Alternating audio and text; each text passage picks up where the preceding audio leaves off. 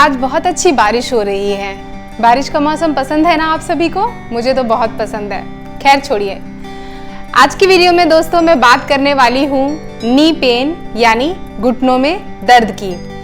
दोस्तों, knee pain एक ऐसी समस्या है जो कि अमूमन हम 50 साल के बाद इसके बारे में बात करते थे कि किसी भी इंसान के घुटनों में दर्द होता था, लेकिन आजकल ये समस्या कॉमन हो गई है और उसके रीज़न बहुत से हैं, जैसे कि इतनी भाग दौड़ के कारण कभी कोई इंजरी हो जाना, हम जिम में बहुत ज़्यादा एक्सेसिव एक्सरसाइज करते हैं, बहुत ज़्यादा हमें रनिंग का शौक़ है और बहुत प्रोफेशनली हम किसी ऐसे खेल में इन्वॉल्व हैं जिसमें हमारी जो घुटने हैं, जो हमारी नीज़ हैं, उनमें वियर एंड टियर हो जाता है।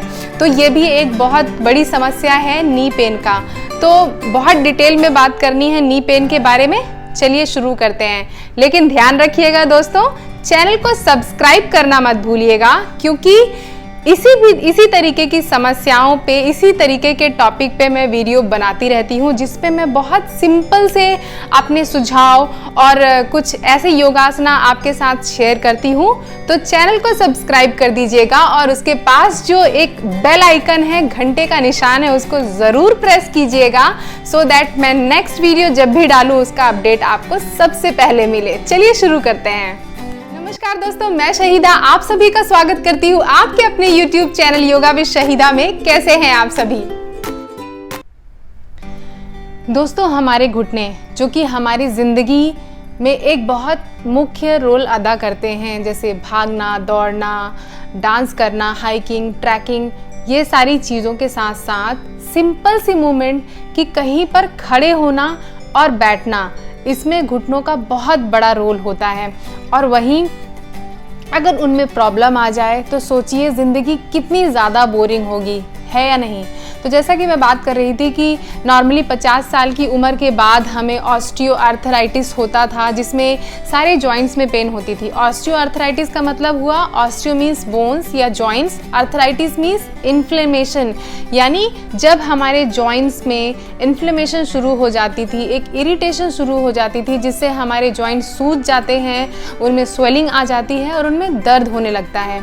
लेकिन आज के टाइम पे अनहेल्दी लाइफस्टाइल, यानी एक तो मैंने बताया कि बहुत ज़्यादा भागदौड़, एक्सेसिव एक्सरसाइज के कारण, इंजरी के कारण वियर एंड टियर हो जाना, या कि बहुत से लोगों की लाइफ में एक्सरसाइज किसी भी तरीके का महत्व ही नहीं रखता, यानी हम कोई भी किसी भी तरीके की फिजिकल एक्टिविटी नहीं करते, जिसके कारण जो हमारे जॉइंट्स होते हैं वो बहुत ज़्यादा स्टिफ हो जाते हैं और फिर शुरू होती है समस्या।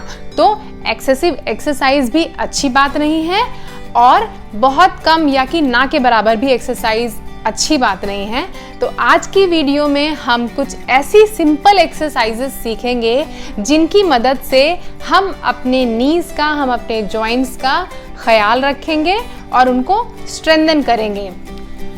सबसे पहले बात आती है, जब हम नीज की बात करते हैं तो हमें समझना जरूरी है कि हमारे नीज की एनाटॉमी क्या है। तो ये हो गई हमारी फीमर बोन, ये हो गई टीबिया, ये हो गया पटेला, या कि इसको कटोरी भी कहते हैं आम बोलचाल की भाषा में। और टीबिया और फीमर जिस जगह पे एक जॉइंट है वहाँ पे जुड़ते हैं और इन दोनों के जॉइंट के बीच में एक स्पॉन्जी काइंड का स्ट्रक्चर होता है जो कार्टिलेज कहते हैं जिसको। तो दोनों बोन्स के ऊपर कार्टिलेज की एक परत होती है और उसके बीच में एक फ्लूइड होता है, द्रव होता है, जेल के टाइप की एक वाटर होता है, जेली लाइक स्ट्रक्चर होता है यहाँ पे, जो कि साइनोवियल फ्लूइड होता है, जो कि हमें प्रॉपर हमारे नी को मूव करने में मदद करता है। अगर वो फ्लूइड प्रॉपर मात्रा में एक्टिव है हमारे नीज में तो हमें अपने घुटनों को मूव करने में प्रॉब्लम नहीं होगी। और वो जब द्रव्य कम हो जाता है हमारे नीज पे तब शुरू होती है समस्या। क्योंकि आप खुद सोचिए कि अगर दोनों जॉइंट्स के बीच में ल्यूब्रिकेशन नहीं होगा फिर शुरू होगा दोनों कार्टिलेज के बीच में घर्षण, और जब घर्षण होगा तो एक चर चर की आवाज आएगी और हमें पेन ज़रूर होगा। और दोनों तरफ से दोनों हड्डियों को लिगामेंट जोड़े होते हैं और पीछे की तरफ से ये लिगामेंट से जुड़े होते हैं, सो दैट कि एक साइड में इनकी मूवमेंट हो सके। ये नी जो है आगे पीछे मूव हुए, ये साइड वाइज मूव नहीं होते क्योंकि ये लिगामेंट के थ्रू इस तरीके से जुड़े होते हैं। ये तो हो गई नीज की संरचना। अब बात कर लेते हैं वो कौन कौन सी ऐसी मसल्स हैं जिनको हमें स्ट्रेंथन करना है और उनकी वजह से ही हमारी नी स्ट्रेंथन होंगी। तो सबसे पहले जो हमारी थाई है उसके जो ऊपरी भाग है वो हो गया क्वाड्रिसेप्स, निचला भाग हो गया हैमस्ट्रिंग, ये हो गई। वर्क करना होगा हमारे हिप जॉइंट्स पे, हमारे काफ मसल्स पे। सो ये सारी जब मसल्स स्ट्रेंथन होगी तभी हमारी नीज जो है वो स्ट्रेंथन होगी। तो आइए शुरू करते हैं वो एक्सरसाइजेस। तो सबसे पहले दंडासना में हम बैठेंगे, दोनों पैर सामने की तरफ आप फैला लें अपनी मैट पे और कमर गर्दन सीधी रखें और फिर हम अपनी नीज को स्क्वीज करेंगे अपनी तरफ। आप देखेंगे कि जब हम स्क्वीज करेंगे तो हमारी जो थाइस का ऊपरी हिस्सा है वो ऊपर की तरफ स्क्वीज होगा। सांस लीजिए, अंदर ऊपर की तरफ इसको खींचेंगे, स्क्वीज करेंगे, सांस छोड़ेंगे, रिलीज। दिखलाती हूँ। और ये एक्सरसाइज, हर एक एक्सरसाइज आपको 20 से 25 मरतबा आपकी सहूलियत के अनुसार आपने रिपीट करनी है। गहरी लंबी सांस लीजिए।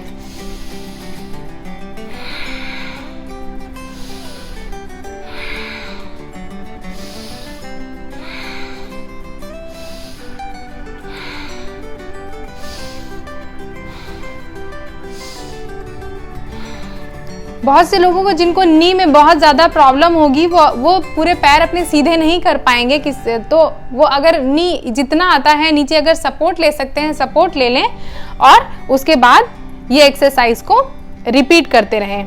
ये तो हुआ नंबर 1। अब इसके बाद जो हमारी घुटने हैं उनकी हम करेंगे सिकाई। कैसे करेंगे कि दोनों हाथों को इस तरीके से रब करेंगे और रब करने के बाद हथेलियों में जब गर्माहट महसूस होने लगे तो घुटनों पे इस तरीके से आप रख देंगे। तो जो भी गर्माहट है वो शीतलता हमारे घुटनों को मिलेगी।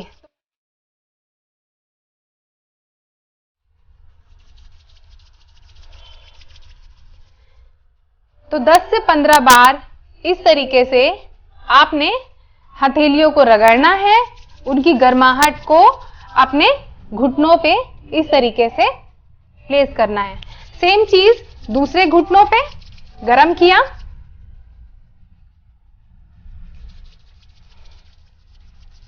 और इस तरीके से अपने घुटनों की बहुत अच्छी तरीके से सिकाई की। ये चीज करने के लिए आप दिन के किसी भी वक्त टीवी देख रहे हैं, आराम से बैठे हैं, कहीं पार्क में हैं, किसी से बात कर रहे हैं, तो ये सारी चीजें आप आराम से कर सकते हैं कि हाथों की सिकाई की और अपने घुटनों पे इस तरीके से रखा। अब करेंगे पटेला मूवमेंट या जो कटोरियां हैं उनका मूवमेंट करेंगे। किस तरीके से दोनों हाथों की जो उंगलियां हैं उसको इस तरीके से कीजिए, इंडेक्स फिंगर और मिडिल फिंगर, और अपने थंब के सहारे से इस तरीके से अपने पटेला को पकड़िए। अपनी जब कटोरियां हैं जो पैरों की, उसको पहले डाउन की तरफ, फिर ऊपर की तरफ, फिर डाउन की तरफ, ऊपर की तरफ, डाउन की तरफ, ऊपर की तरफ, इस तरीके से मूव करेंगे। तो पहले down up down up down up 15 से 20 बार करने के बाद फिर करेंगे लेफ्ट राइट। तो इस तरीके से अभी जो कटोरियां हैं उसको right left right left right left right left right left इस तरीके से मूव किया और फिर क्लॉकवाइज जिस तरीके से घड़ी की दिशा में 1 2, घड़ी की दिशा में 1 2 1 2 1 2 1 2. Anti clockwise 1 2 1 2 1 2. ये सारी एक्सरसाइजेस बहुत तसल्ली से कीजिएगा और बीच बीच में आप अपने घुटनों को गर्माहट देते रहिएगा इस तरीके से। और सेम चीज आप रिपीट कीजिएगा अपने दाहिने पैर से, यानी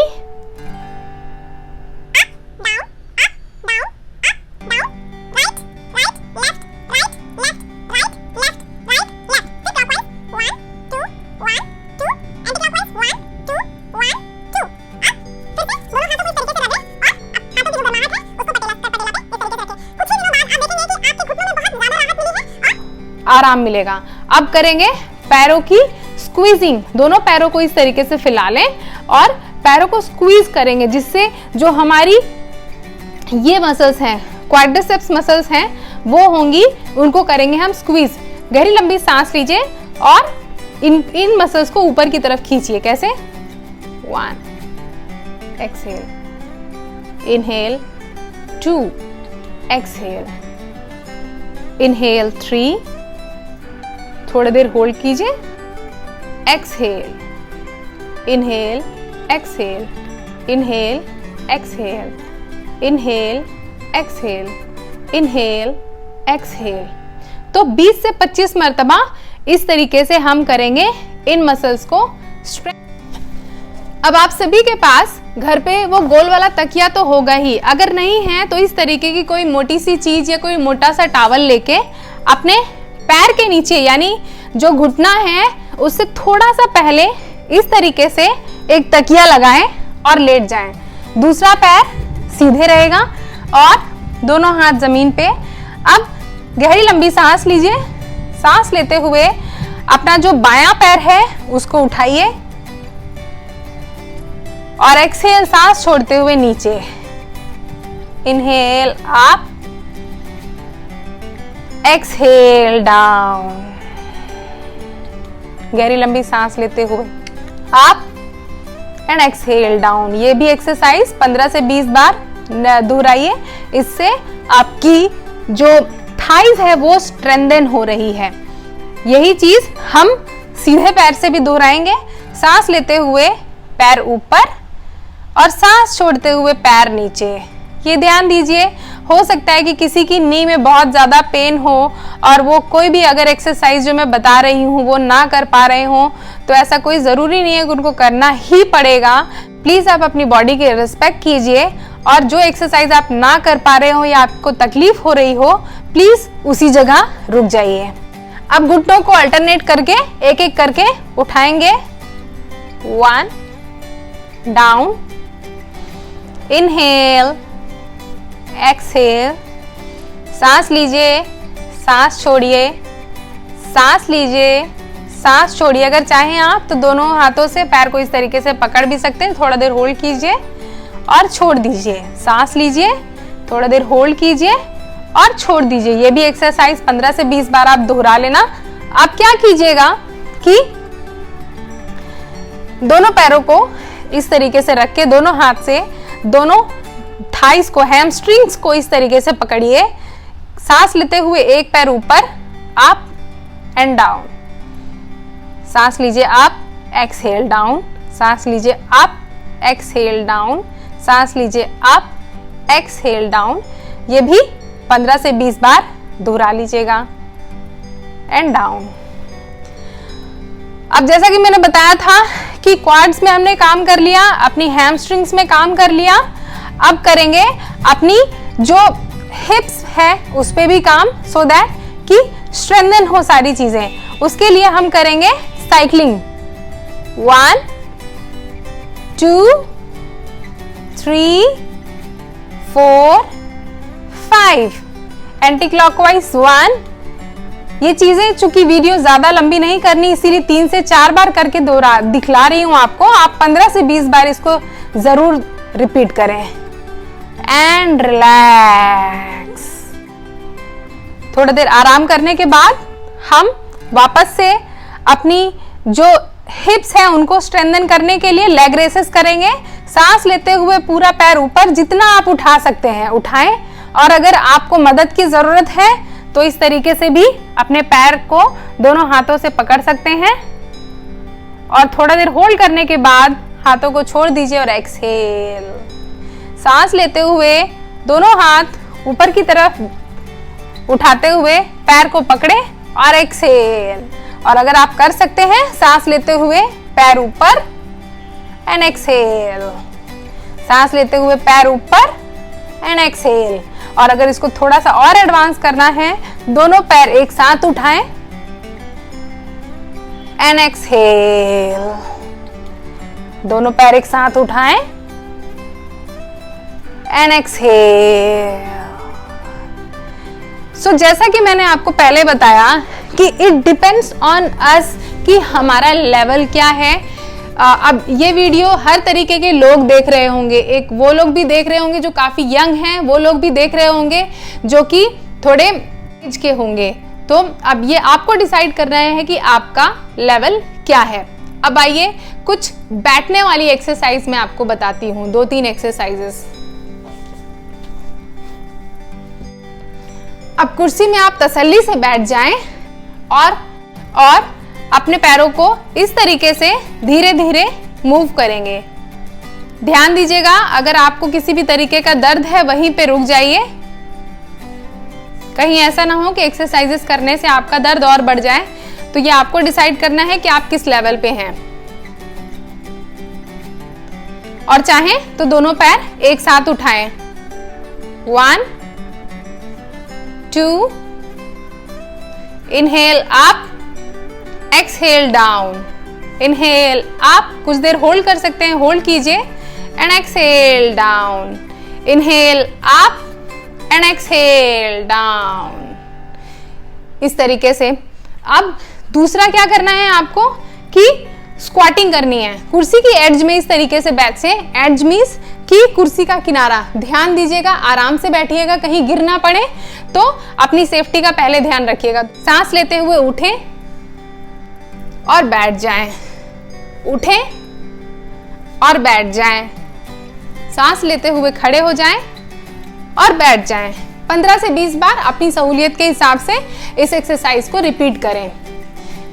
अब हम स्ट्रेंथन करेंगे, थोड़ा स्ट्रेचिंग करेंगे अपने हैमस्ट्रिंग को। हैमस्ट्रिंग क्या है?